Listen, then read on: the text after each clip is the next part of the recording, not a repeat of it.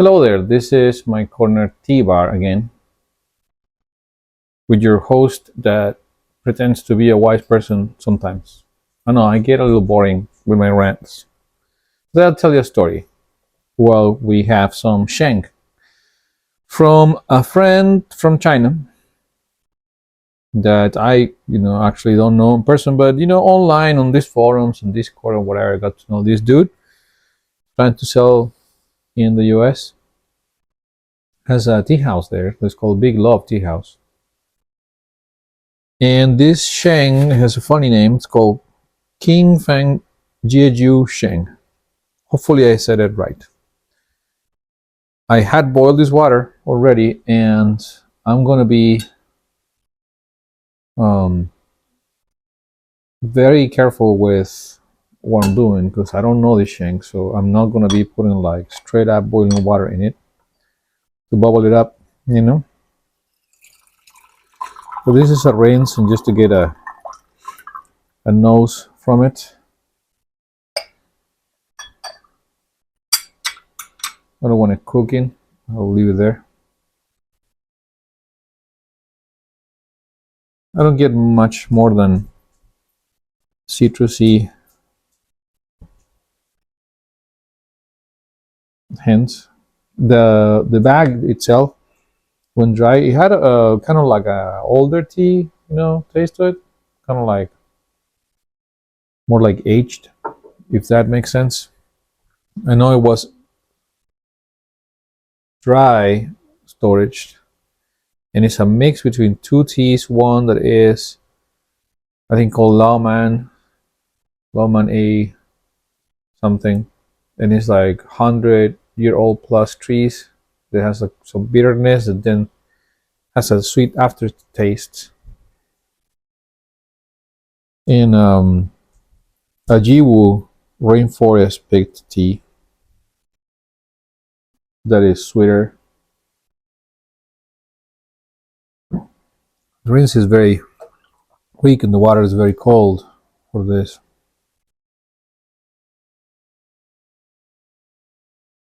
But it's getting in there.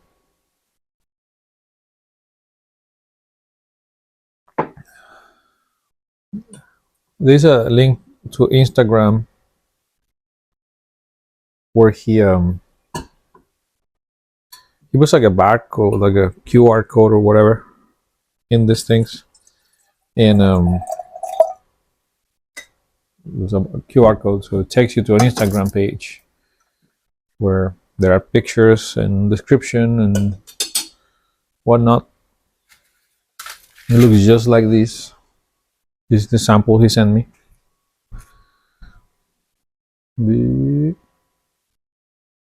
Just like that. Whatever that is, I don't know. This is from 2020. It looks like this when dry.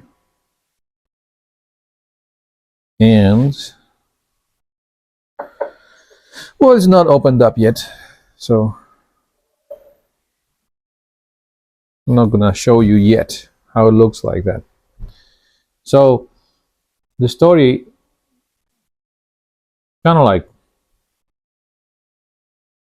coming from what we were talking about the last episodes, but this one is about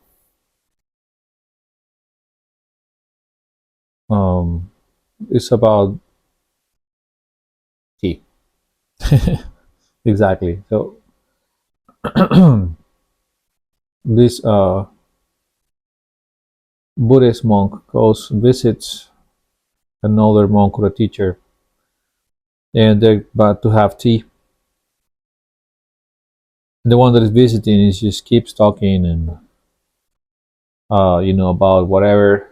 He's just talking about it and then talking about enlightenment and this or whatever he's doing, personal growth, you name it. And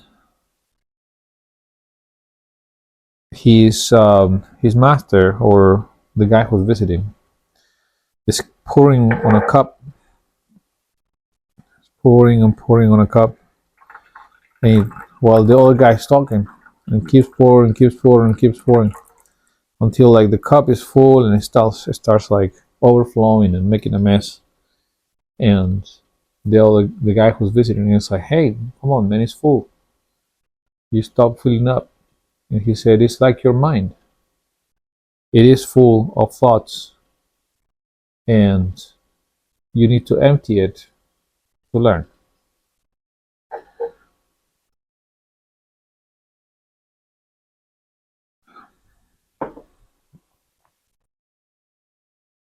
That's a Zen Buddhist kind of little example of how is that we have all these convictions and concerns or whatever we were talking, self-obsession,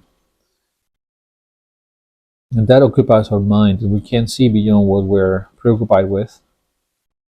Our priorities are set on things that are maybe irrelevant. So it's like we have a limited CPU usage over mind. That's kind of what it is. It's like calm, be an empty cup, ready to receive what's the next teaching of life. What every situation is showing you, instead of pretending to always know what's going on. I be knowing it's not a good thing. So with that, I'll follow it with a Taoist one. This is boiling water. Put a little bit on the leaves and then on the side to lift up the leaves. There is bubble. There are some bubbles. I'm not gonna take that long. I don't want to bitter it too much. To say this guy one actually pours very nicely compared to the other one.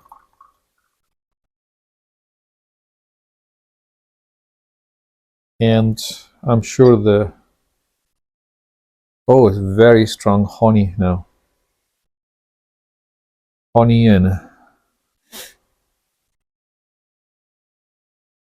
hay. A little bit, yeah, like straw more than hay.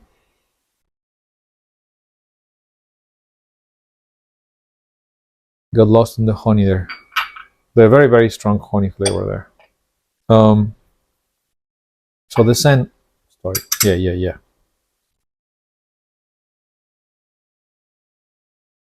Well, what is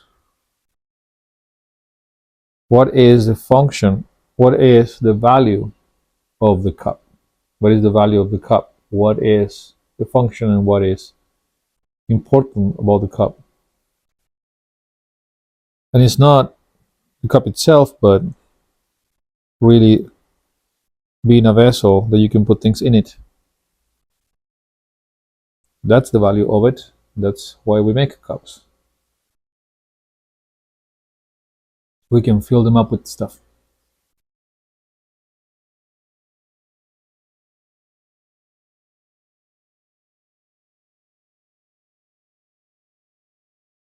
That's important to know, because sometimes we lose that perspective about us and what is that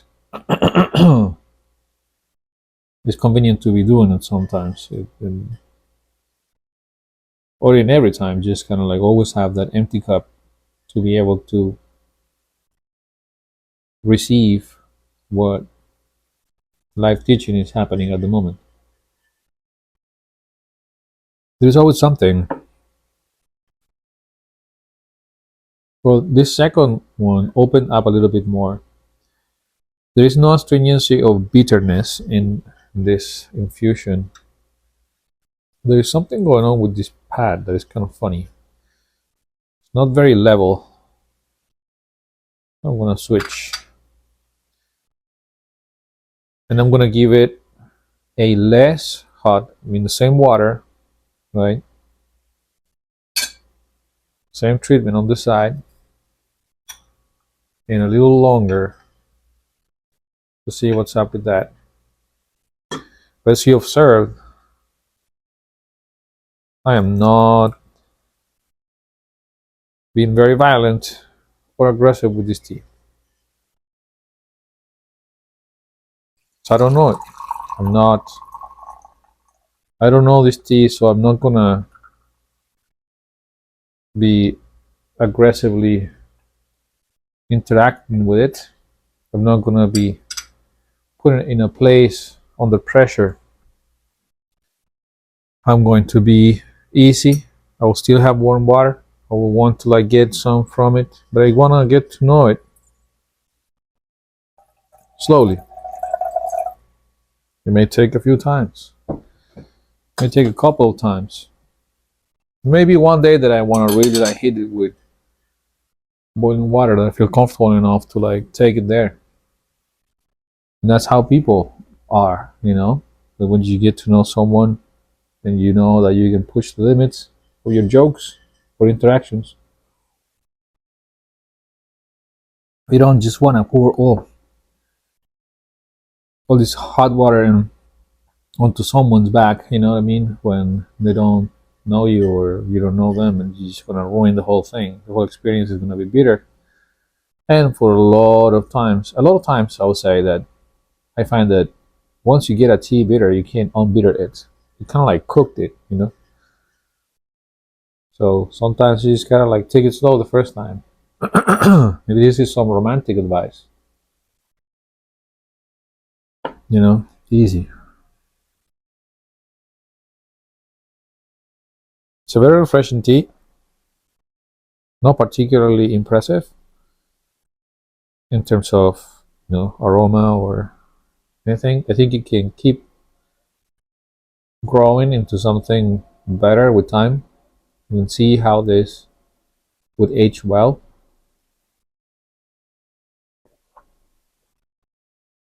It's a drinker as it is, but it would be way better later. It's kind of herbaceous, kind of like having like some herbal tea almost.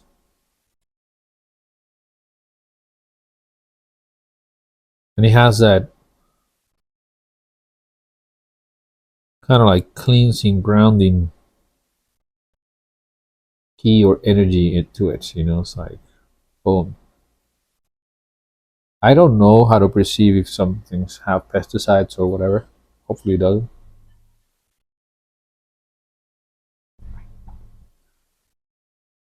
But it's very, very soothing and more permissive than I thought.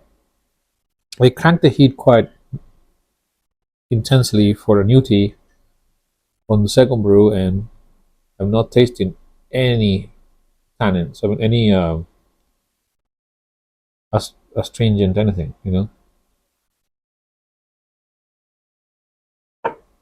Lay down. It's nice on full mouth sips. Leaves now in the third, still citrusy type of typical Sheng smell. These look a lot greener than before. Do you like my little stories? There were three stories about tea, man. Two about cups and one about take it easy. Take it easy with a new tea, especially it's a Sheng, right? Raw or a green tea.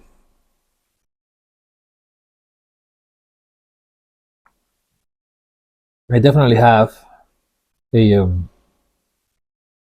perception of Sheng and green tea as yin, and dark teas such as pu'er or black tea or some more oxidized oolongs as yang.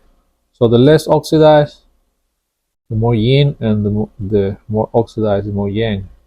I don't know why. It might be, but that's the way I relate to the feminine. Easy, careful. Don't go too fast, too strong. Scare the tea away. So here it comes, another kettle of boiling water.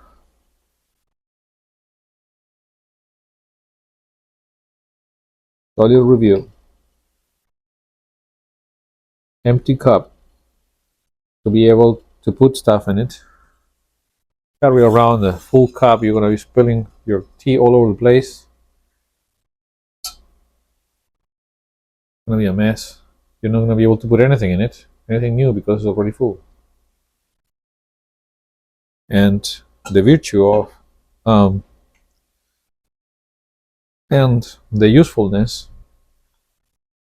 of a cup is that it can hold stuff in it. It's a vessel to put things in it. Anything. You can put anything in it.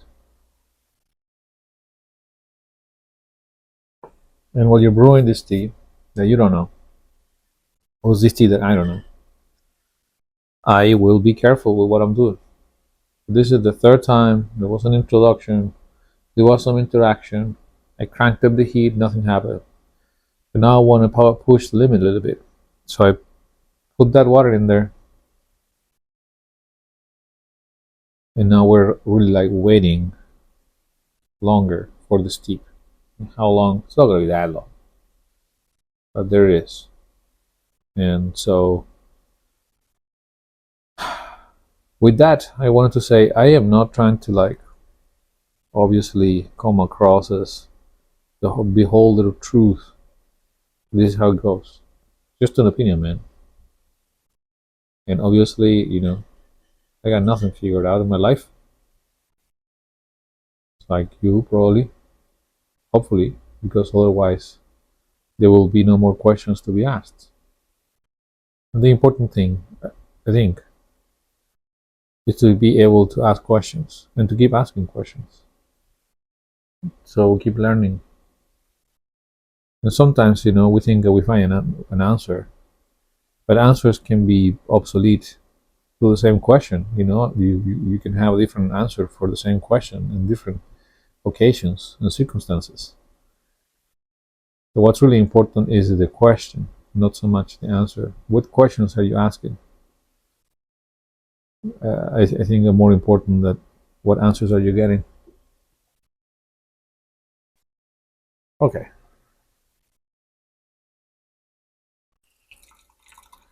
Okay, so we pushed it to a very yellow. I'm going to show you this one.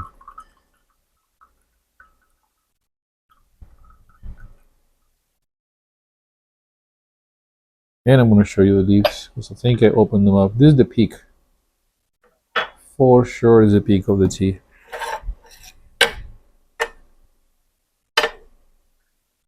Why am I using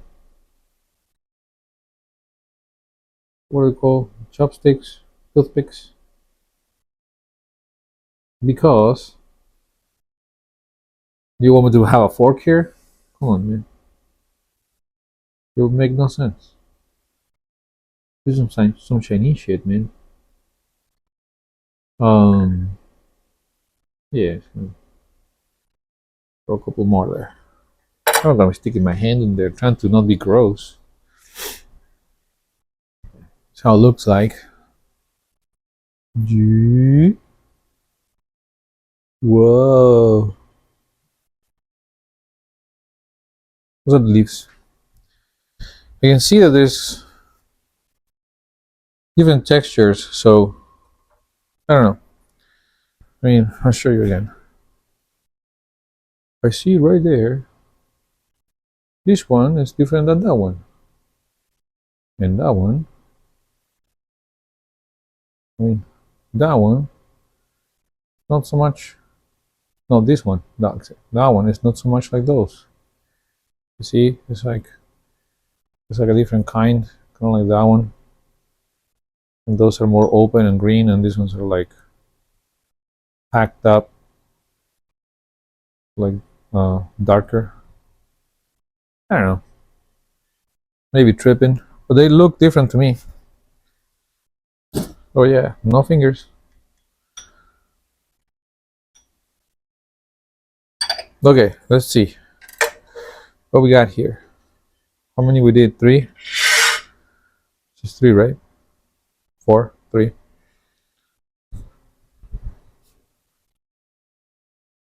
Ooh, that's the color.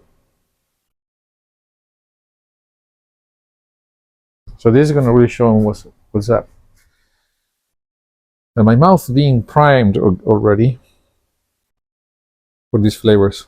Again, I can taste that bitterness and that sweetness that come after.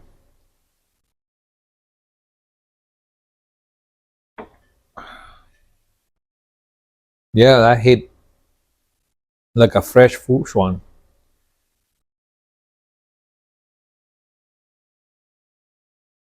It did hit like a fresh fish one.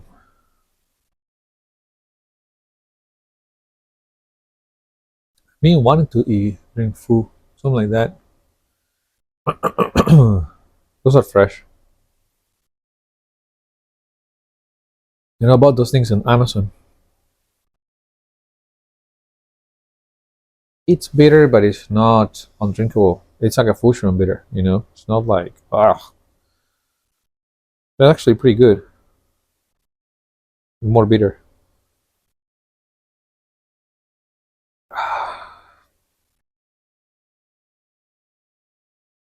There is a little bit of a smooth, round, sweet profile to it, but it's very grassy, herbaceous, kind of like a fusion. Has none of that honey smell in the flavor to me.